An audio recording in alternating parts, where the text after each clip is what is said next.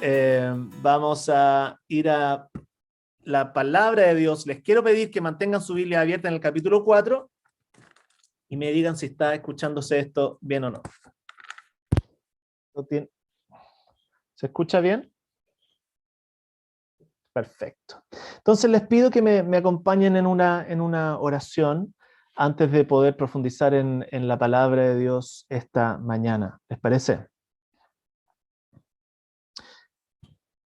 Padre, te damos tantas gracias por tu buena mano sobre nuestras vidas. Te damos gracias porque podemos hoy día gozarnos como iglesia en tu presencia, porque podemos ver a nuestros hijos vinculándose también contigo.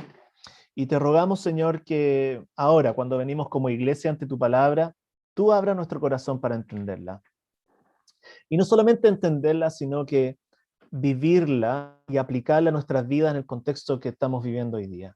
Oro, Señor, también por las personas que están en YouTube, viéndonos directamente en su red social, en algún momento durante la semana, para que tu Espíritu Santo también esté hablando con ellas directamente a su corazón y a su mente, y lo que ocurra en este tiempo juntos sea adoración a tu nombre, al ver nuestros corazones rendidos ante tu palabra. Te lo pedimos en el nombre de Jesús. Amén. Amén, querida iglesia. Estamos en Daniel capítulo 4. Y en Daniel capítulo 4 quiero sugerir que la pregunta que va a respondernos este capítulo es la siguiente. ¿Cómo se relaciona Dios con los poderes de este mundo? ¿Cómo se relaciona Dios con los poderes de este mundo? Un par de semanas atrás estuvimos con la Ale viendo un documental respecto al pueblo judío que murió, ¿cierto? Murieron miles y millones en los campos de concentración nazis. No, yo creo que no importa cuántas veces uno vea ese tipo de reportajes y documentales, y uno siempre se queda con la misma pregunta. ¿Dónde estaba Dios en todo esto? Los historiadores simplemente llegaron a concordar que son 6 millones de personas las que fueron asesinadas por los nazis en ese tiempo. Lo mismo podríamos decir respecto a los posibles 20 millones de muertes bajo el gobierno de Stalin en Rusia, y esas son las que son conocidas, pero también nos podríamos preguntar qué pasó en las guerras no conocidas entre indígenas en Latinoamérica, cuántos seres humanos, incluso niños, fueron asesinados por los pueblos indígenas antes de la conquista española. La pregunta sigue en nuestra mente. ¿Dónde está Dios en medio de todo esto?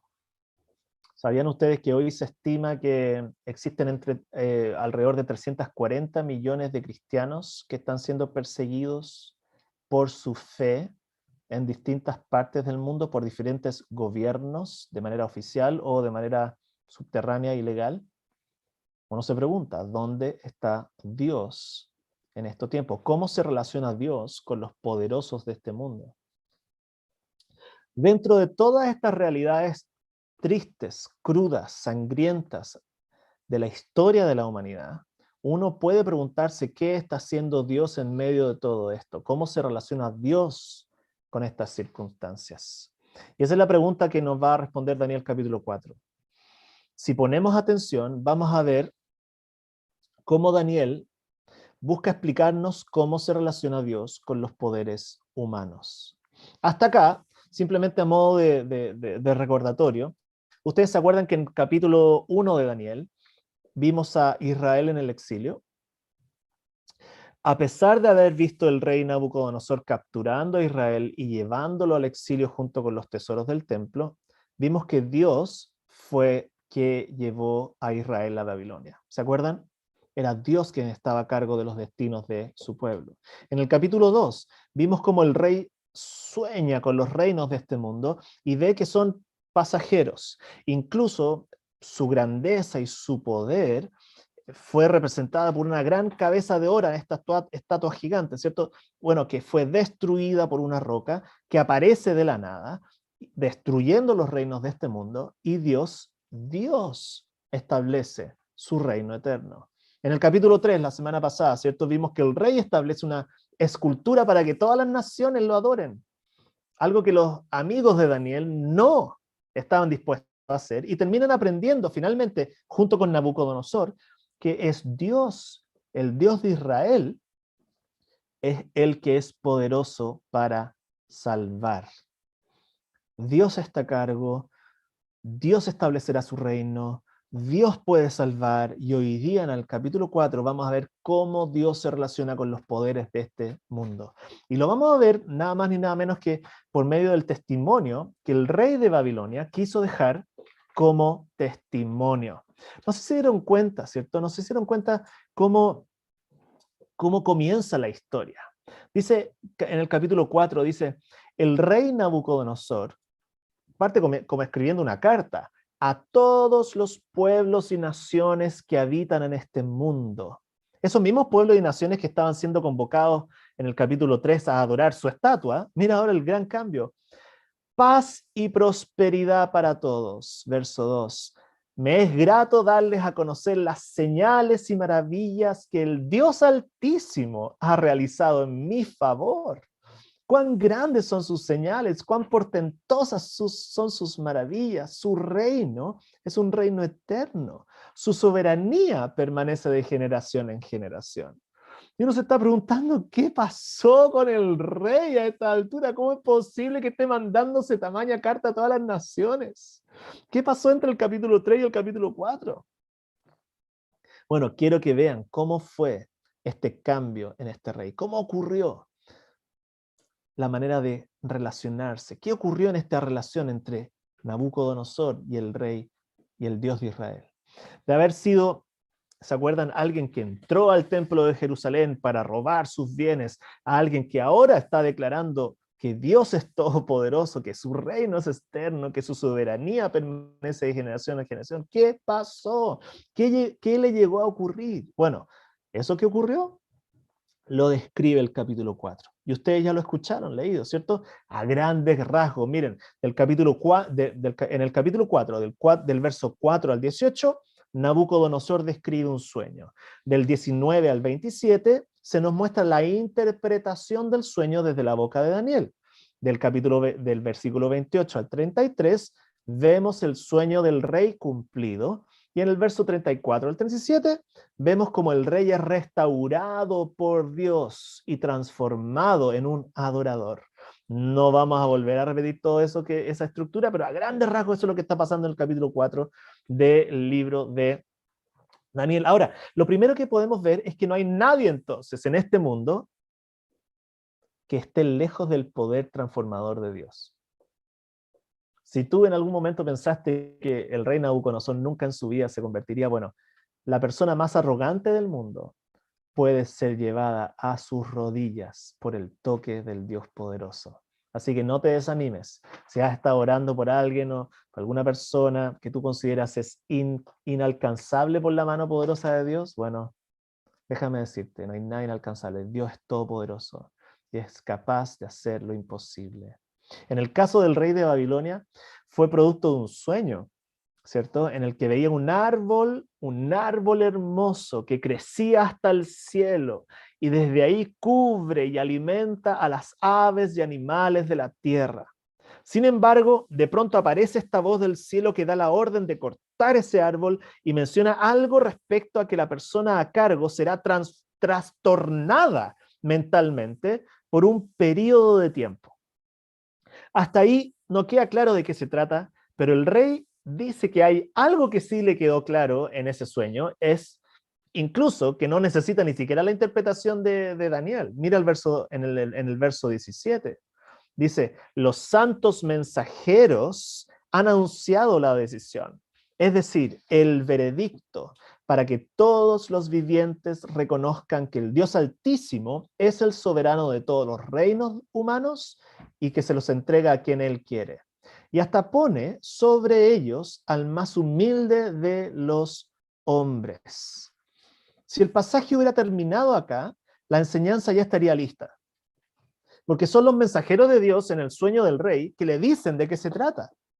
En resumen, les dicen la respuesta a nuestra pregunta de hoy día: ¿cómo se relaciona Dios con los poderosos de este mundo?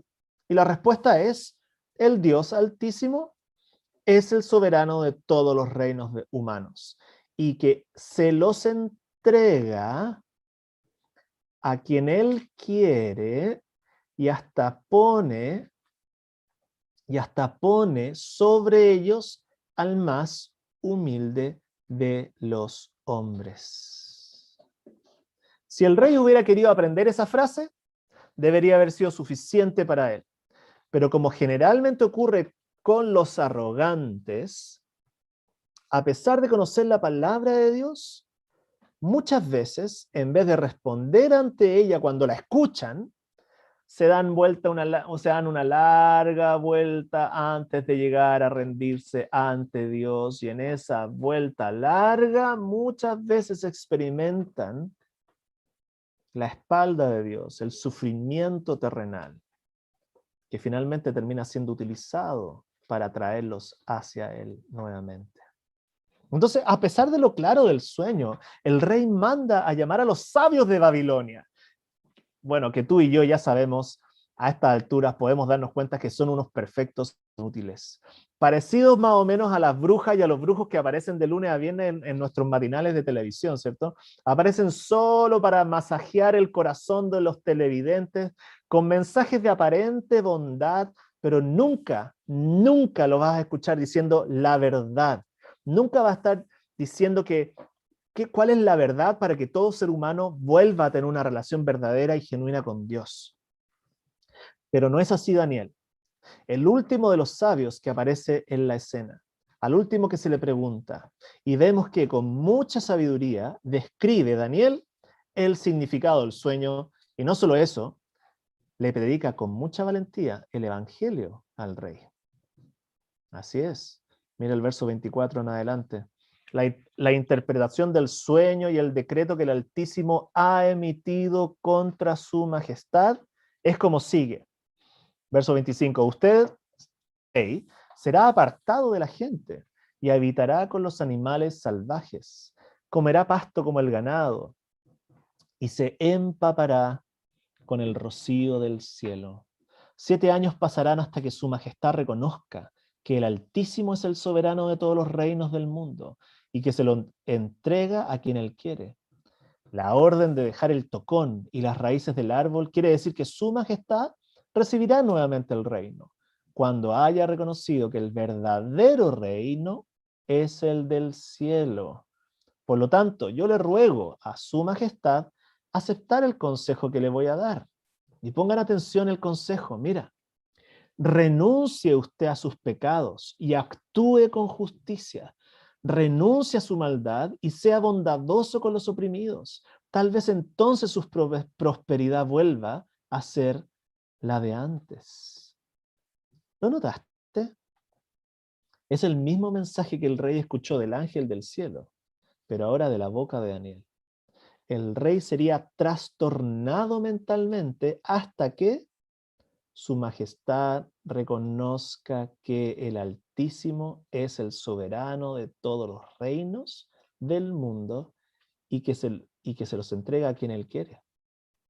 ¿Estás dando cuenta entonces?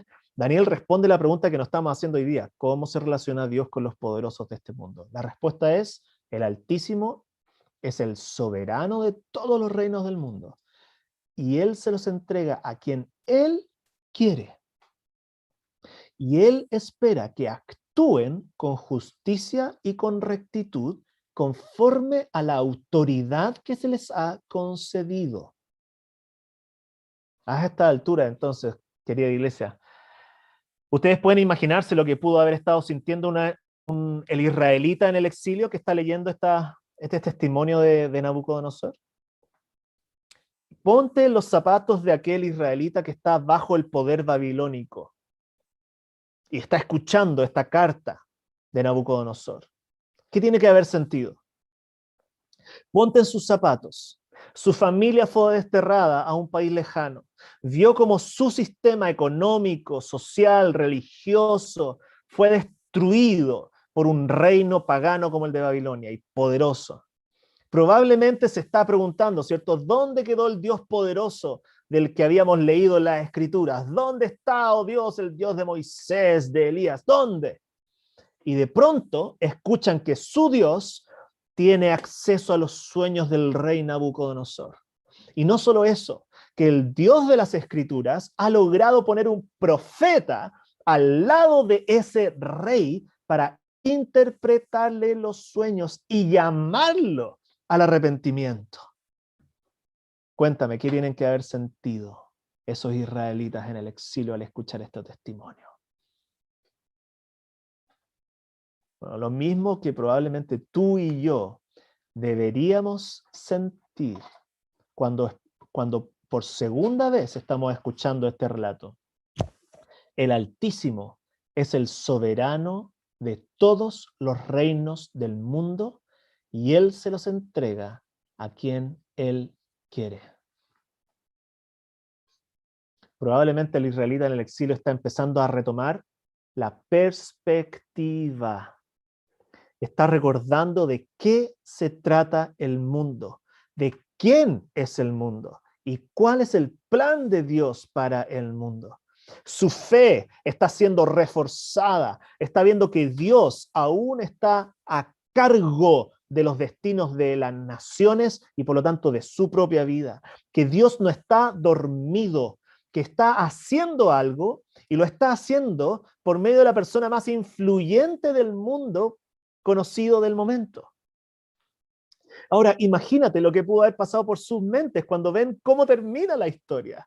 Porque a pesar de la claridad del sueño que tuvo y luego de la claridad con la que Daniel le expuso el sueño, el rey parece no haberse dado por enterado y sigue viviendo de la misma manera por un año. El relato nos muestra hasta dónde puede llegar el nivel de arrogancia de los poderosos de este mundo. Es increíble. Mira el verso 29 en adelante. ¿Dónde estoy? Estoy bien acá. Nunca, a ver, miren aquí. Sí, acá. Dice así, verso 29 en adelante. 12 meses después, mientras daba un paseo por la terraza del Palacio Real de Babilonia, exclamó: miren la gran Babilonia, este es el rey, miren la gran Babilonia que he construido como capital del reino. La he construido con mi gran poder para mi propia honra. ¿Pueden escuchar la arrogancia, por favor, de este hombre? Él no da testimonio de que Dios es quien le ha permitido tener esta autoridad. Y tal como se lo prometió, entonces la mano del cielo, verso 31, no había terminado de hablar cuando se escuchó una voz que desde el cielo decía: este es el decreto en cuanto a ti, rey Nabucodonosor. Tu autoridad real se te ha quitado. Serás apartado de la gente y vivirás entre los animales salvajes. Comerás pasto como el ganado y 7 años transcurrirán hasta que reconozcas que el Altísimo es el soberano de los reinos del mundo y que se los entrega a quien él quiere. Y al instante se cumplió lo anunciado a Nabucodonosor, lo separaron de la gente y comió pasto como el ganado, su cuerpo se empapó como el rocío del cielo y hasta el pelo y las uñas le crecieron como plumas y garras de águila. Date cuenta, quien se creía el dueño del universo está probando la mano del verdadero rey del universo. La escena que habíamos visto en la Torre de Babel, ¿se acuerdan? Cuando los hombres habían tratado de construir esta torre hasta el cielo, estamos viéndola nuevamente repetida por el rey de Babilonia cuando cree que su reino llega hasta el cielo y Dios tiene que bajar del cielo a mirar su arbolito y a mostrarle con un toque que tiene que terminar con su arrogancia y con un toque lo despoja de todo su esplendor en un momento. Lo maravilloso es que luego del tiempo adecuado, la historia termina contándonos del rey restaurado. ¿Cómo comenzó la restauración? Bueno, como siempre comienzan las restauraciones, con una simple mirada al cielo. Verso 34. Pasado ese tiempo, yo, Nabucodonosor, elevé los ojos al cielo y recobré el juicio. Y acá empieza la enseñanza para ti y para mí. Esto es lo que Daniel quiere traspasarnos hoy día. Entonces alabé al Altísimo, Honré y glorifiqué al que vive para siempre. Su dominio es eterno, su reino permanece para siempre. Ninguno de los pueblos de la tierra merece ser tomado en cuenta. Dios hace lo que quiere con los poderes celestiales y con los pueblos de la tierra. No hay quien se oponga a su poder, ni quien le pida cuentas de sus actos. Date cuenta entonces. Solo entonces el rey, en ese momento cuando adora, ¿cierto?, al Dios del cielo, es cuando él recobra su autoridad. Verso 36, recobré el juicio y al momento me fueron devueltos la honra, el esplendor y la gloria de mi reino. Mis consejeros y cortesanos vinieron a buscarme y me fue devuelto el trono. Llegué a ser más poderoso que antes. Date cuenta el verso 36. ¿Quién está haciendo la acción? Me fueron devueltos la honra. ¿Quién se lo dio? Me fue devuelto el trono. ¿Quién se lo dio? Es Dios quien confiere la autoridad a los gobiernos de este mundo. Verso 37.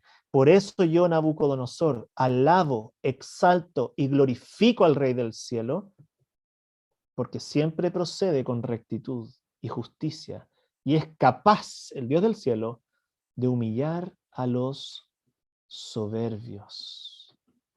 Hasta acá está llegando la gran historia del rey Nabucodonosor en el libro de Daniel. ¿Están dándose cuenta de lo que estamos aprendiendo de cómo Dios se relaciona con los poderes de este mundo? Hacia adelante del libro de Daniel vamos a ver a los sucesores de Nabucodonosor. Pero ya podemos comprender cuál va a ser el tono de la enseñanza de este libro, ¿cierto? Estamos empezando a entender un poquito más el libro de Daniel y lo que quiere traspasarnos mientras estamos viviendo bajo gobiernos hostiles. Para todos aquellos cristianos que están viviendo bajo circunstancias extremas, como aquellos que están siendo perseguidos bajo gobiernos tiranos, Daniel quiere traer perspectiva. Nos quiere llevar a la suma confianza en el Dios que está a cargo de la historia de este mundo, querida iglesia, y las injusticias de las naciones no pasan por alto a la mirada de Dios. Mientras hablamos ahora, mientras estoy enseñándoles este capítulo 4, querida iglesia, mientras estamos reunidos como iglesia, en Perú se está eligiendo a su próximo presidente o presidenta de la República, para los que han, y la gente ha llamado a estas elecciones las más importantes elecciones de la historia de Perú. La BBC de Londres dijo que hoy día en México se están desarrollando las elecciones más importantes de la historia de México. Decía ¿cómo se llama? Un reportaje, no lo serán solo por el número de electores, sino también por el de dirigentes que serán elegidos, 500 miembros de la Cámara de Diputados, los gobernadores de 15 estados y unos 20.000 cargos locales. Eso es lo que está pasando en México hoy día. El país además... Perdón, no, Perú y México. Hoy día, sí, Perú y México. En las grandes países acá en Latinoamérica, hoy enfrentando tremendas elecciones importantísimas. Incluso en México, ha sido una de las campañas más violentas que se recuerden, porque hay hasta el momento 35 candidatos asesinados. Esto está ocurriendo en México en este tiempo.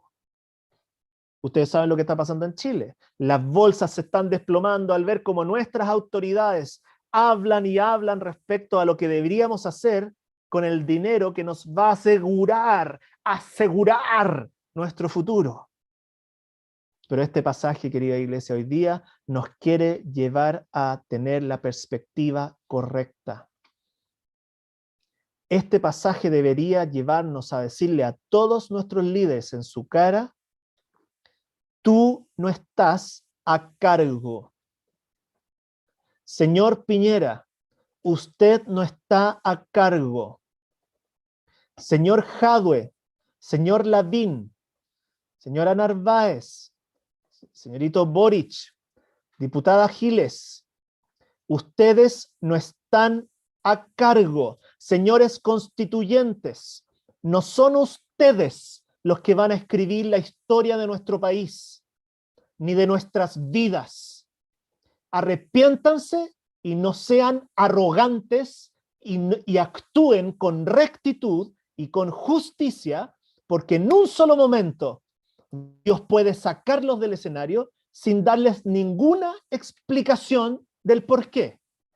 Simplemente porque el Altísimo es el soberano de todos los reinos del mundo y Él se los entrega a quien Él quiere.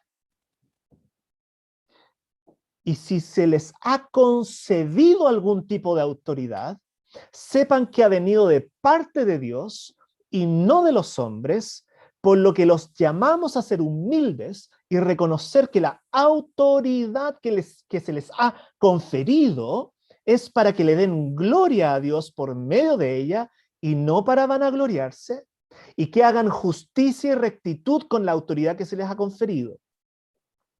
De lo contrario, queridos líderes y autoridades, en el nombre de Jesús van a ser juzgados. Juzgados. ¿Acaso eso no es lo que vemos al final de nuestra Biblia, querida iglesia? ¿Cómo termina tu Biblia? Apocalipsis termina diciendo en capítulo 14, verso 8, dice, lo siguió otro ángel, el segundo, diciendo, cayó la gran Babilonia, la que ha hecho beber a todas las naciones del vino de la pasión de su inmoralidad. Todos los sistemas y poderes de este mundo van a ser derrotados por el gran poder de Dios. Querida iglesia, Hitler murió, Stalin murió, Allende, Pinochet murieron. La historia de la humanidad es un relato de reyes muertos. Cada uno pensó en su momento que era el Dios de su pueblo, pero finalmente todos ellos probaron de la verdad de Daniel 4. Todos han probado de esa verdad, menos uno. Menos uno. Ustedes saben a quién me refiero. Menos uno que llegó diciendo que su reino era como una semilla de mostaza. ¿Se acuerdan Lucas capítulo 13? ¿A qué se parece el reino de Dios? Continuó Jesús. ¿Con qué voy a compararlo? Se parece a un grano de mostaza que un hombre sembró en su huerto. Miren lo pequeño, miren lo humilde del reino. Creció hasta convertirse en un árbol y las aves anidaron en sus ramas. Este es el verdadero árbol que llega hasta el cielo, querida iglesia. El rey del reino de Jesús. El rey es Jesús, el reino de Dios. Y ese reino es el que sigue creciendo hoy día, porque está liderado por el rey que Dios puso a cargo, el más humilde de los hombres, nuestro Señor Jesucristo, el que se humilla para conquistar, el que derrotó al enemigo de la raza humana en la cruz, el que gobierna con justicia y con rectitud y con amor al prójimo, y que va a terminar por darnos la victoria cuando Él regrese. Queridos, en medio de este mundo, tú y yo estamos siendo llamados a cobijarnos en el árbol correcto. En medio de estos reinos que nacen y caen, existe un reino que crece y crece sin que nadie pueda pararlo. La pregunta es si acaso tú y yo estamos confiando en el rey establecido por Dios o estamos siendo aterrorizados por las circunstancias cambiantes de este mundo. ¿En qué árbol te estás cobijando hoy día, querido hermano y querida hermana? Esta semana recibí el video de un hermano, de un pastor, colega nigeriano, que fue obligado por los terroristas de ISIS, islámicos, a grabar un video a su familia para pedir rescate. En el video el pastor le decía a su familia, está bien, estoy bien cuidado por Dios, porque Dios ha hecho actuar a los terroristas de esta manera y todavía estoy vivo. Ya estaré con mi familia, dice en el video, con mis hijos y con todos mis colegas. Si la oportunidad no se da, quizás sea la voluntad de Dios.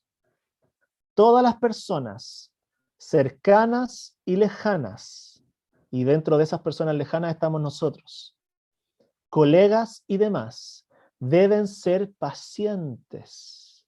No lloren, no se preocupen, pero denle a Dios las gracias por todo. Esas son las frases que se escuchan de este pastor nigeriano, que un par de semanas luego de haber sido conocido, fue degollado por estos terroristas al no haber recibido el pago del rescate que esperaban. Querida iglesia, ¿cómo creen que este pastor llegó a tener la templanza para llamar a su familia a tener paciencia en medio de la persecución? Bueno, probablemente porque estaba aferrado al árbol, al reino, al Dios que se nos presenta en Daniel capítulo 4. Se había aferrado al árbol correcto, había hecho su guarida en Jesucristo y sabía que los reinos de este mundo no tienen la última palabra para los hijos de Dios. ¿Cómo podemos crecer en nuestra confianza, querida iglesia, entonces? Solo pregúntate hoy día, ¿a qué árbol te estás arrimando? Mi oración es que este mensaje nos lleve a arrimarnos al mismo Dios que alabó el rey Nabucodonosor. Entonces alabé al Altísimo, honré y glorifiqué al que vive para siempre. Su dominio es eterno, su reino permanece para siempre. Ninguno de los pueblos de la tierra merece ser tomado en cuenta. Dios hace lo que quiere con los poderes celestiales y con los pueblos de la tierra. No hay quien se oponga a su poder, ni quien le pida cuenta de sus actos. Oremos. Oremos al Señor. Amado Padre, hoy día venimos ante ti como venía el salmista, diciendo, hacia ti dirijo la mirada, como el rey Nabucodonosor. Hacia ti dirijo la mirada, hacia ti cuyo trono está en el cielo. Te ruego, Señor, que pongas un espíritu de humildad en nosotros y de plena confianza, como dirigen los esclavos la mirada hacia la mano de su amo, como dirige la esclava la mirada hacia la mano de su ama. Así dirigimos la mirada al Señor nuestro Dios, hasta que nos muestres compasión. Amado Padre, miramos al cielo hoy día como iglesia, en medio de las circunstancias inciertas de este mundo, en medio de elecciones que nos hacen sentir que ponen en juego nuestro presente y nuestro futuro. Descansamos plenamente en ti, Dios soberano, Rey de la historia, y en Jesucristo nuestro Señor y Dios, quien vendrá a juzgar a los vivos y a los muertos, y quien murió por nosotros en una cruz para hacernos parte del mejor reino que puede existir. Gracias, amado Dios, esta mañana venimos ante ti en adoración, en postración, y te rogamos que nos ayudes a dar fiel y firme y amoroso testimonio en nuestra nación, para que todos en esta nación puedan conocer a Jesús como el Dios verdadero y puedan tener la misma oportunidad que el rey Nabucodonosor tuvo de arrepentirse y creer para salvación. Oramos de manera especial por por los cristianos que están en entornos donde pueden ser de influencia a personas con autoridad. Oramos por los cristianos que están moviéndose en terrenos políticos, para que ellos sepan y puedan tener valentía, integridad y amor para dar a conocer tu palabra a aquellos que están en posición de autoridad y la valentía de llamarlos al arrepentimiento cuando eso corresponda. Padre, oramos por nuestras autoridades, oramos por Perú, por México, por todas las circunstancias que están ocurriendo, para que realmente, Señor, sea claro y evidente que eres tú quien está decidiendo el destino de las naciones para tu gran gloria y el bien de estas naciones y la extensión de tu reino en Latinoamérica. En el nombre de Jesús oramos. Amén.